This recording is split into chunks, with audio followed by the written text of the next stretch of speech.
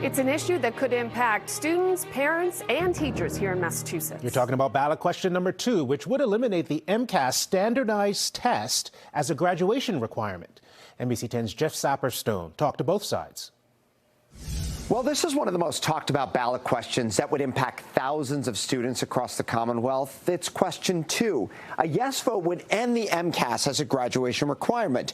A no vote, it would keep it as is. And as you can imagine, there are passionate arguments on both sides.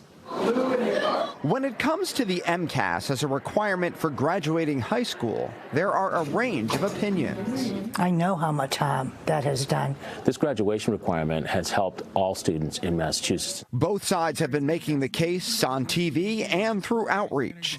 The Yes on 2 campaign is backed by the Massachusetts Teachers Association, which represents 117,000 educators. I mean, you've heard the argument that, okay, we do away with that requirement, and then there's no standard across the board for different schools. And what do you say to that? I say that that's a misnomer because the MCAS is not a standard. MTA Vice President Deb McCarthy, a former 5th grade teacher, says the test is more of a snapshot in time.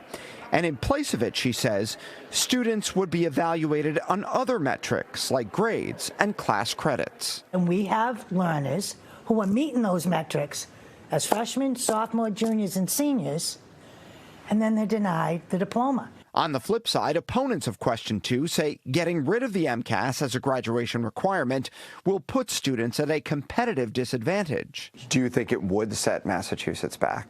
There's no doubt about it. Ed Lambert is the executive director of the Business Alliance for Education. He says getting rid of the requirement will create real inequities. Importantly, we don't want to go back to the days when we had a different set of expectations for students depending on their zip code, where they lived. Both sides have received big-name backing. Senator Elizabeth Warren and Congresswoman Ayanna Pressley are siding with the yes vote. No backers include Governor Maura Healey and her Education Secretary, Patrick Tutwiler.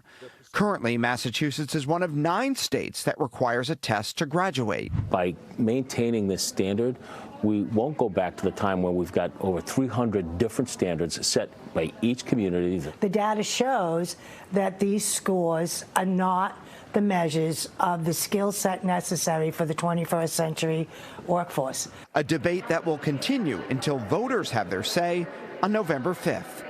Jeff Saperstone, NBC 10 Boston.